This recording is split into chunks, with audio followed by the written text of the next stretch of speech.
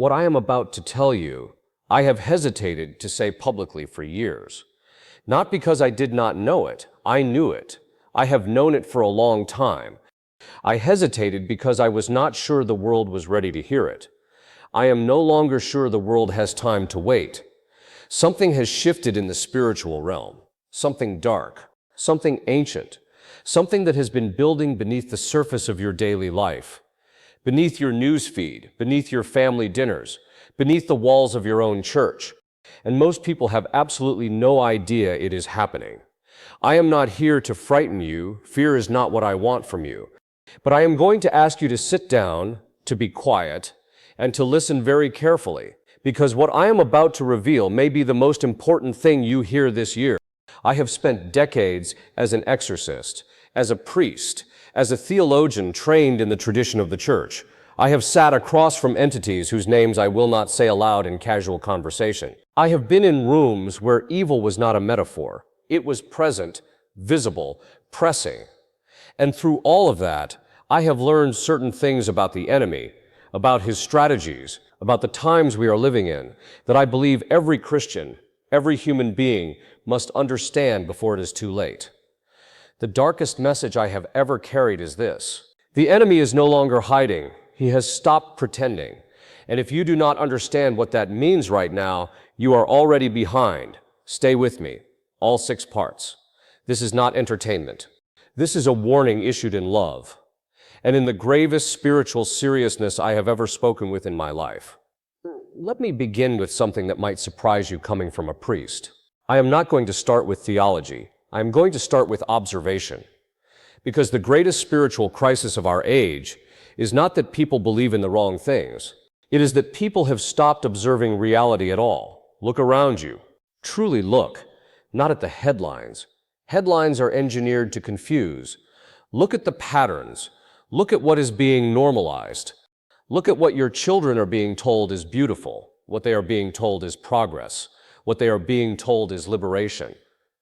And then ask yourself a very simple question. In what direction does all of this lead? I have been doing exorcisms for a long time. Where in the early years of my ministry in this area, there was a certain consistency to the cases I encountered. Possession, oppression, infestation. These things followed recognizable patterns. The entry points were similar: occult involvement, grave sin, generational wounds, rejection of God. The cases were serious, but they were in a strange way contained. Something has changed in recent years. The nature of the cases has shifted. What I am seeing now, and I am not the only exorcist saying this, I want to be clear, what we are seeing now is a breadth of spiritual attack that is unprecedented in the experience of those currently working in this ministry. It is no longer isolated individuals falling into dangerous spiritual territory. It is a cultural drift. An entire civilization being slowly turned away from its source of protection, from God, from the sacraments, from the natural moral law, from the family, and the spiritual vacuum this creates is not going unnoticed by the enemy. Evil does not create vacuums, it fills them. And right now the vacuums are enormous. I want to be very precise about what I mean when I say the enemy has stopped hiding. In the earlier part of the 20th century, Satan's strategy, and yes, he has a strategy, he is an extraordinarily intelligent being, his strategy was largely one of concealment. Get people to stop believing in him. Get the culture to treat the demonic as superstition, as medieval backwardness, as the projection of pre-scientific minds. That was the great deception. Make yourself invisible, and you can work without resistance. That strategy served him well for decades. The number of priests trained in exorcism collapsed. The theological formation on spiritual warfare in seminaries nearly vanished. For an entire generation of Catholics, of Christians broadly, grew up with no functional understanding of the demonic, no practical relationship with the sacramentals, no idea how to spiritually protect their home, their family, themselves. But that phase appears to be ending. Not because the enemy repented, obviously, but because concealment is no longer necessary. The infrastructure of spiritual protection has been so thoroughly dismantled that the demonic can now operate more openly. When you remove the antibodies from a body, the infection does not need to be subtle anymore. What is being celebrated in public culture today? The inversion of the sacred, the mockery of the holy, ritualization of what the church has always called sin. This is not merely cultural drift. It has a spiritual architect. I say this not to point fingers at any individual person. People swept up in these movements are most of them genuinely deceived. They believe they are pursuing freedom, pursuing love, pursuing justice. That is precisely how the enemy works. He offers counterfeits. He takes real human longings for connection, for meaning, for liberation, from suffering, and he offers false answers that lead step by step further from God. But here is what I need you to understand in this first part. The fact that people are deceived does not mean there is no deceiver. The fact that the darkness is spreading does not mean it is spreading by accident. There is intelligence behind this. There is intention, and that intelligence is ancient. It is powerful, and it is deeply familiar with human weakness in ways that should make every one of us deeply sober. The enemy has stopped hiding. The signs are everywhere for those with eyes trained to see them. My task in this message, and it is why I have finally decided to speak this openly, is to help you train your eyes, because you cannot fight what you cannot see, and you cannot protect what you do not understand is under attack. In the parts that follow, I am going to take you through exactly what is being attacked, why it is being attacked, and most importantly, what you must do about it. This is not hopeless. I want to be very clear about that. The church has faced dark hours before. She has always emerged, but she has never emerged through passivity. She has always emerged through saints, through people who woke up, who took the faith seriously, who fought.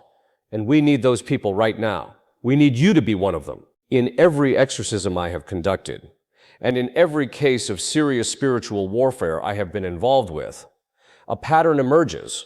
The demonic does not attack randomly. It is not chaotic in the way popular imagination depicts it. It is calculated. It is methodical. And it always goes after the same three things first: the intellect, the will, and the affections. Why these three? Because these are the three faculties of the human soul that orient a person toward God. Corrupt the intellect, and a person can no longer see truth clearly. Corrupt the will, and a person can no longer choose the good consistently. Corrupt the affections, what the tradition sometimes calls the appetite, and a person can no longer love rightly.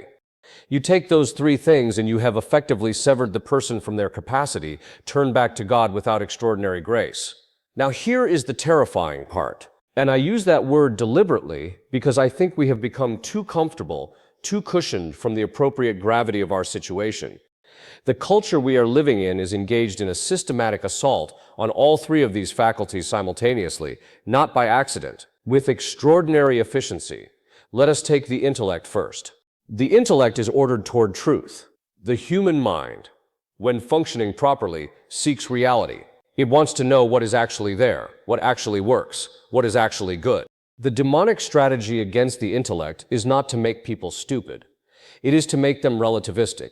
If you can convince a person that truth is subjective, that your truth is your truth, and my truth is my truth, you have not just confused them, you have disarmed them. A person who does not believe in objective truth cannot recognize a lie, and a person who cannot recognize a lie is the perfect target. Relativism is not a philosophy. In the spiritual order, it is a weapon, and snorts. It has been deployed against Western civilization with devastating effectiveness for the last 60 years. Consider what has happened to the concept of reality in our culture. We now have serious mainstream debate, not fringe debate, mainstream debate about whether biological sex is real, whether the unborn are persons, whether there is such a thing as objective moral wrong. These are not new questions philosophically, but the fact that they have re-emerged as genuinely contested in the public square is a sign of how deeply the intellectual faculty of the culture has been attacked. Move to the will. The will is ordered toward the good. It is the faculty by which we choose. Now, the demonic does not destroy the will immediately. That would be too obvious. It weakens it. It habituates it toward lesser goods, toward immediate gratification, toward the path of least resistance. And it does this through something the tradition calls ecstasy, a kind of spiritual laziness, a torpor of the soul, a state in which a person knows they should do something and simply does not. What does modern culture produce in mass quantities? Distraction, comfort, frictionless entertainment, instant gratification on demand. Every single thing digital age has normalized. The doom scrolling, the binge watching, the constant stimulation trains the will to be weak. It habituates human beings to the avoidance of discomfort, the avoidance of effort, the avoidance of the very things that form virtue. And virtue, the strength of the will oriented toward the good, is precisely what spiritual warfare requires. You cannot fight a spiritual battle with a will that has been trained for 17 years by screens, comfort, and instant gratification. The enemy knows this. He designed the environment and then the affections. What we love, what we desire, what moves us. The affections are ordered toward beauty, not merely aesthetic beauty, but the beauty of the true and the good. The affections, rightly ordered, lead a person toward God, toward virtue, toward authentic love of neighbor. Disordered affections lead toward the self, toward the counterfeit, toward what the tradition calls concupiscence. What is the cultural project of the last several decades, if not the systematic disordering of the affections? The sexualization of everything, the normalization of lust as love.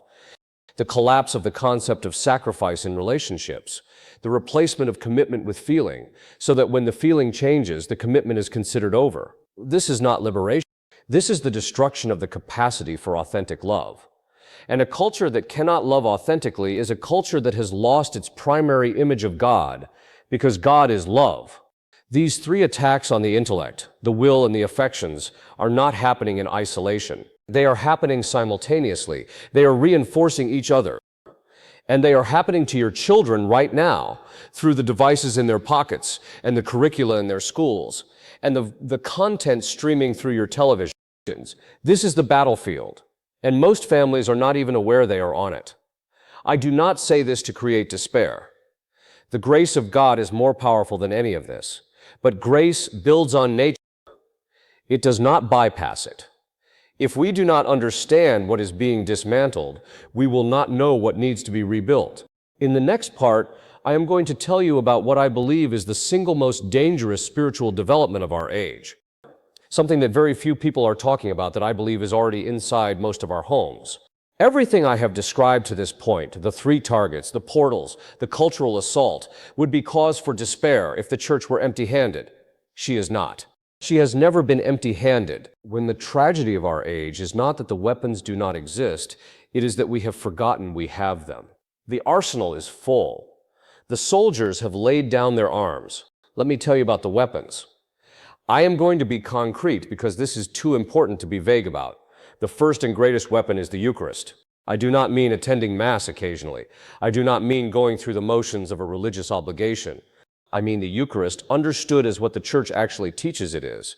The body, blood, soul, and divinity of Jesus Christ. Real presence. When you receive the Eucharist worthily in a state of grace, with genuine faith and proper disposition, you are receiving God Himself into your body. That is the most powerful spiritual event that can occur in a human life. And it can occur every single day. If you understood what the Eucharist actually is, if you genuinely believed it, you would not miss a single day that it was available to you. And the enemy knows this, which why one of his primary targets for the last 60 years has been the belief in the real presence. Surveys consistently show that the majority of people who identify as Catholic do not believe in the real presence. This is not a statistical curiosity. It is a catastrophe because a church full of people receiving the Eucharist without faith in what they are receiving is a church that has surrendered its most powerful weapon while believing it is still armed. We are firing blanks and wondering why nothing changes. The second weapon is confession, the sacrament of penance. I want to say something about this that I hope will cut through. Well, confession is not a psychological exercise. It is not talking to a priest about your feelings. It is the actual, real, supernatural forgiveness of sins through the authority given to the apostles by Christ Himself. Whose sins you forgive, they are forgiven. When a soul receives absolution in confession, grace floods in, the enemy loses ground, and the spiritual immune system of the person is restored. I have seen people walk into a confessional carrying decades of guilt, shame, and spiritual darkness and walk out changed. Not because they felt better psychologically, though that often happens too, but because something real occurred in the supernatural order. The chains were broken. The ground the enemy held was reclaimed. This is not metaphor. This is sacramental theology grounded in 2,000 years of the Church's understanding of how God works. If you have not been to confession in years, if there is grave sin in your life that has never been brought before God in that sacrament, do not finish this video and go back to your day as if nothing has changed. That is the most urgent thing you can do for yourself and your family right now. The third weapon is the sacramentals. And this is an area where I think enormous ignorance exists, even among faithful Catholics. Holy water, the brown scapular, the rosary, blessed salt, exorcised oil, crucifixes properly blessed. These are not superstitious objects. They are physical matter that has been set apart by the Church and through which grace operates. They create an environment of protection. They matter spiritually, not because the objects have power in themselves, but because the Church's blessing invokes the power of God over them and through them.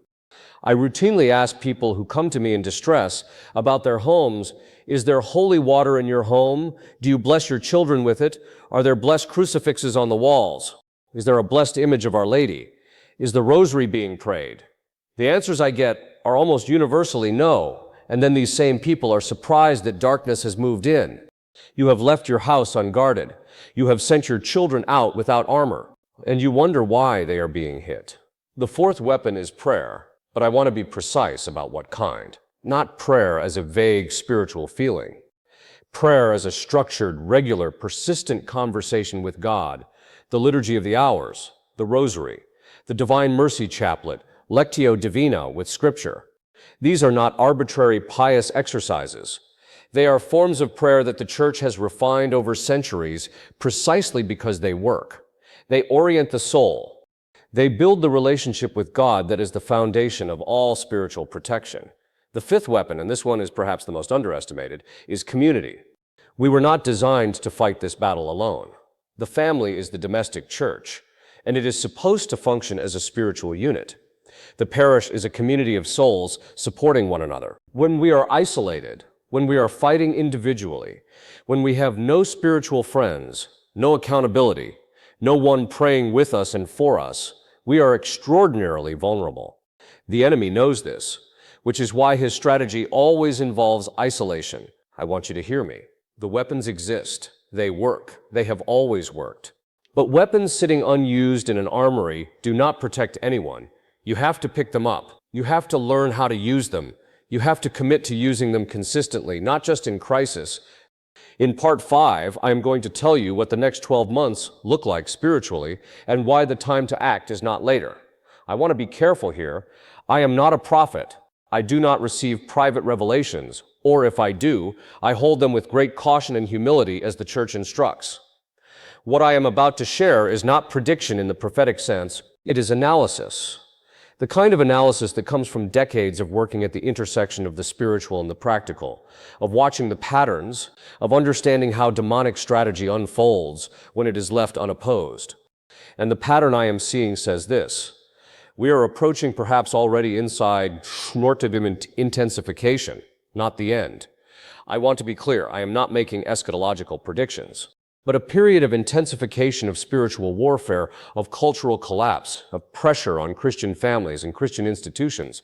It is going to require a level of spiritual seriousness that most Christians currently do not have. The institutional structures that have imperfectly but genuinely well served as supports for Christian life in the West, the schools, the hospitals, the charities, the cultural assumptions of a broadly Christian society, are collapsing or being actively dismantled. What is replacing them is not neutral. What is replacing them is hostile. A Christian family that is not spiritually fortified, that does not have a genuine interior life, that is relying on ambient culture to transmit the faith, that family is not going to make it through what is coming with the faith intact. I am not saying this to be dramatic. Rarely I am saying it because I believe it is true, and I believe you deserve to hear the truth rather than reassuring nonsense. What does intensification look like in practical terms? Let me give you several dimensions. First, the pressure on children, the ideological formation happening in schools, and now through social media, which functions as an educational system outside parental control, is accelerating. The ideas being presented to your children as unchallengeable truth are in direct contradiction with Christian anthropology, with natural law, with the teaching of the Church, on who the human person is and what human flourish looks like. And they are being presented with enormous emotional force, with social pressure, with the implicit message that anyone who disagrees is not just wrong, but morally deficient. Your children are going to face choices you may not have been prepared for, and they certainly have not been prepared for. The question is whether they have been formed deeply enough in the faith to withstand that pressure. Formation does not happen by accident. It happens through daily family prayer, through real conversations, through lived example, through a home that is genuinely different from the surrounding culture in its priorities and its practices. If the only difference between your home and a secular home is that you go to Mass on Sunday, your children are not formed. They are inoculated. There is a difference between inoculation and immunity. And right now, we are producing a generation of Catholics who have been given just enough Christianity to be resistant to the real thing. Second, the pressure on marriage. The cultural understanding of marriage has shifted so profoundly, so rapidly, that even Catholics who would never consciously reject the Church's teaching have absorbed assumptions that are incompatible with it. The idea that a marriage should be primarily about personal fulfillment, the idea that children are optional rather than the natural fruit of conjugal love, the idea that when a marriage becomes difficult, not abusive, not pathological, just difficult, the appropriate response is to exit rather than to persevere and be transformed. These ideas are in the water. You absorb them without knowing it. Well, and they are destroying marriages from the inside. Third, and this is the one that I think is most spiritually urgent, the pressure on truth itself. We are entering a moment in which the concept of objective truth is under assault in every domain simultaneously. And a people who do not believe in objective truth cannot hold a civilization together, cannot raise children with genuine morality, cannot resist manipulation, cannot be the salt and light that Christ called his disciples to be. The collapse of the concept of truth is the deepest crisis, and it requires a deep response, not just intellectual arguments, as valuable as those are, but a lived witness to the fact that truth exists, that it can be known, and that it is worth suffering for. None of this is hopeless. I want to say that again with great conviction. None of this is hopeless. The Church has been in dark times before: the Arian crisis, the Protestant Reformation, the French Revolution, the totalitarianisms of the 20th century. She has always produced saints. She has always found renewal.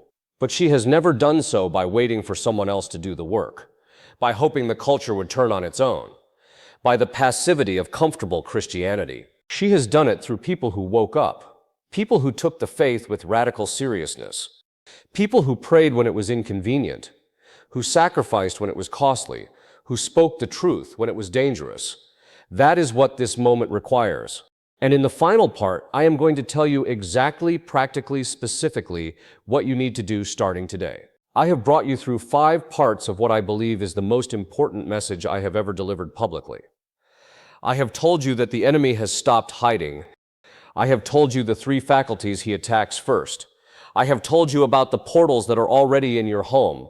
I have given you the weapons the Church provides.